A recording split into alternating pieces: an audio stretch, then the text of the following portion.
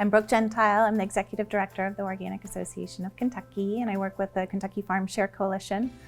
And what I love about CSA, working with the coalition, I love the opportunity to bring CSA into the workplace and connect farms with new customers and telling the story of our farm members, but also I really love seeing people get excited about CSA as a concept and new foods and trying new foods. And so being able to see that happen at scale is really fun.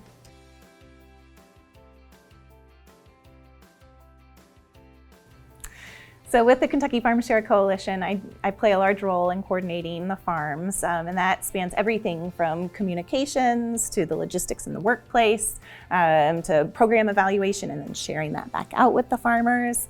So there's a lot involved in coordinating farms. One of the many things that is a benefit, I think, to the program is that there is an entity doing that, providing that administrative support. Farmers are busy. They're on the farms planting and harvesting and communicating with their members. That's what they do great, and we want them to be doing that. And there's a lot of sort of background work that's involved to help connect those farmers with a workplace site pickup.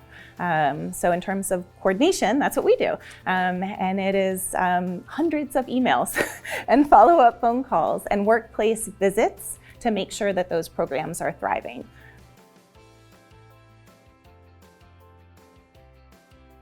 So one of the coordinating roles that we do play, particularly with some of our larger employers where there are hundreds of employees participating in CSA, no one farm can provide hundreds of shares to one employer, and so we bring multiple farms to that one employer. We create a landing page of information on our website that profiles each farm's offering.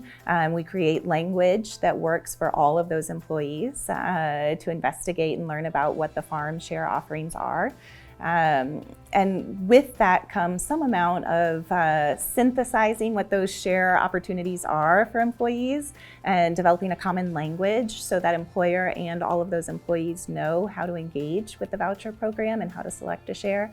So again, if you think of the farmer being busy planning their successions and harvesting and weeding and packing and et cetera, this is an essential role that the Kentucky Farm Share Coalition provides to our coalition farm members.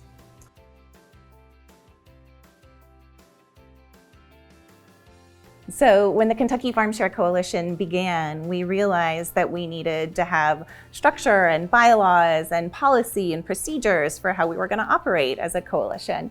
One of the things that we decided was a very clear process on how to onboard farms into the process, share what's expected of them, how they show up to this coalition and how they're to deliver CSA share and how they're accountable to the coalition and what communication strategies look like, et cetera. And we have a policy and procedures manual, we have a farm endorsement policy, we have committee structure, and we have an agreement of how decisions are made in terms of program, but also in terms of larger vision and strategy.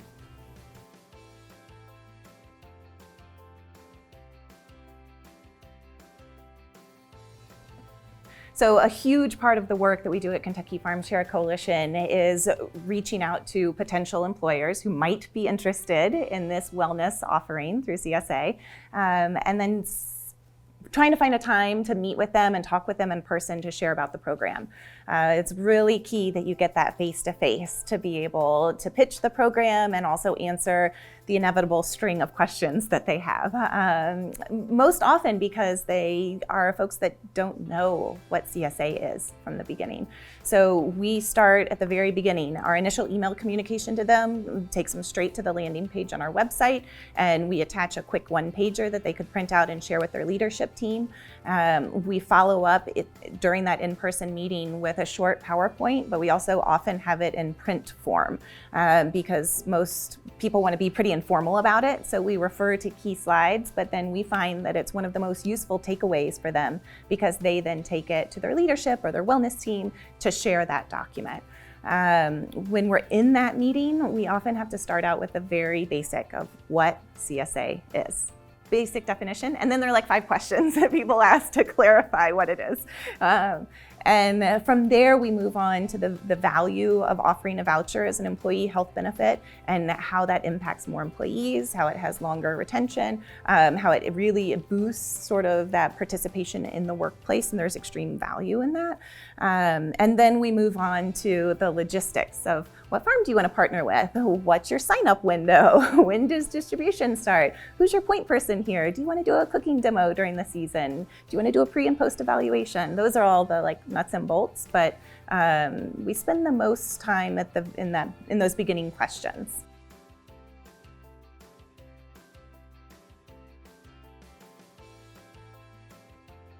When we go in and talk with employers about the possibility of starting a CSA voucher program for their employees, there are some costs associated with it. Primarily, we go in with a pitch of we're asking the employer to see the value in incentivizing CSA. We ask them to put $200 on the table for each employee who's going to participate towards the cost of a CSA share. And shares range between $450 and $650. So it's significant, but it really is so valuable in getting people to engage with CSA, particularly if they've never participated in CSA before. So we communicate the value in that to the employer. We also have a program service fee built in. So for every voucher that employer offers, we ask them to pay $20 to us as an organization to help us staff the admin time for administering the program. And they're generally very understanding of that. The issue comes with, they might love a wellness initiative, they might be totally bought in conceptually to the program, but they don't have any additional wellness funds available. And so this is really the sticking point. And so one of the things that we then counter with is, well, you don't have to offer it to all of your employees. Why don't you start with a pilot program? And that decision maker then, or whoever's in charge of the budget, it's a little more palatable because it's a $2,500 program or a $5,500 program as opposed to like a $100,000 program. And then they can also see the uptake, the interest. The other reassuring bit of information we share with the employer is that only between 5 and 10% of employees really are interested in participating with an initial program, depending, of course, on workplace culture. But that's also reassuring to them because then it's more likely that offering a pilot, they're not going to get any negative pushback on. If it's sort of this exclusive program where only a handful of people get to participate, sometimes the person in charge is a little worried about what's the potential pushback here. But pilot tends to be a great strategy. And other than that, long-term, what we do is we engage the employer in budgeting conversations year-round so that everyone has a different fiscal cycle. It's a calendar alternative, like a summer renewal, whatever. And so we try to get folks to budget for a voucher program from the very beginning of our conversation. And we make a note, we check in with them prior to their budget proposal time, just to make sure it's included for the following year.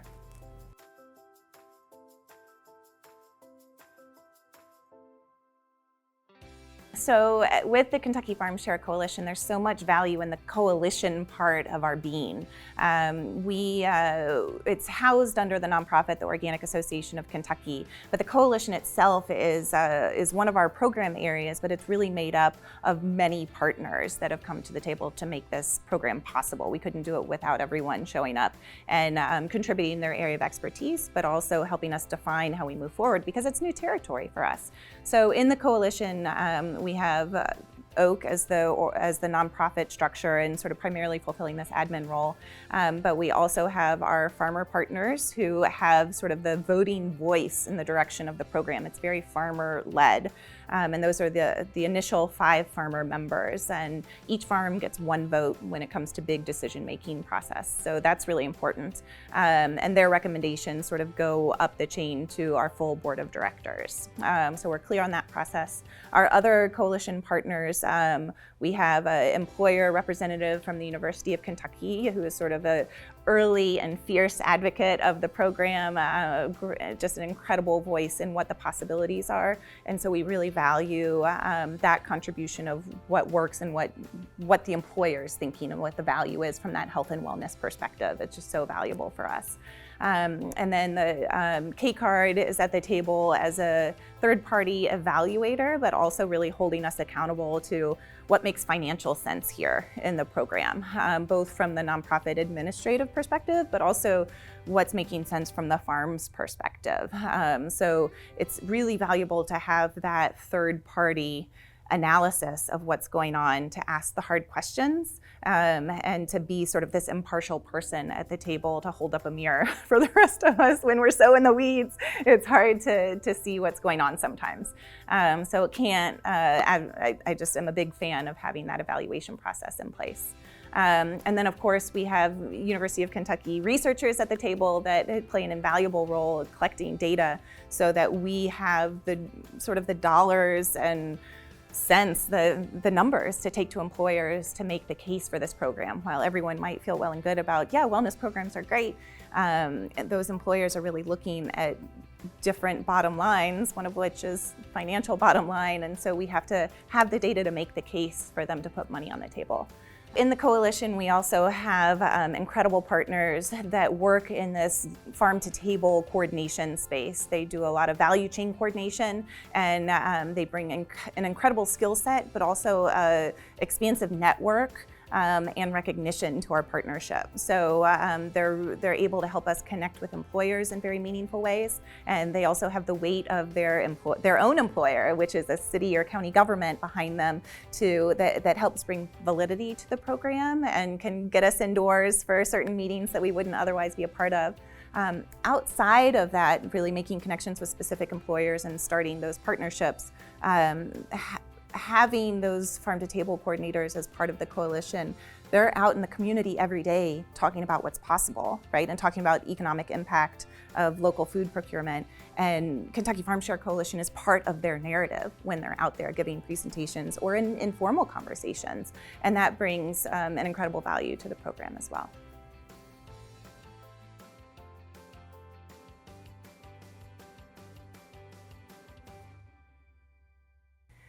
So with the Kentucky Farm Share Coalition, we're just wrapping up our third year of this workplace wellness programming, and the value of having the coalition and the nonprofit structure as the intermediary between the employers and the farmers is there are a lot of benefits there, and we're still working out how to leverage it to its full capacity, its full potential, right? But what we find is that there's so much communication involved, right?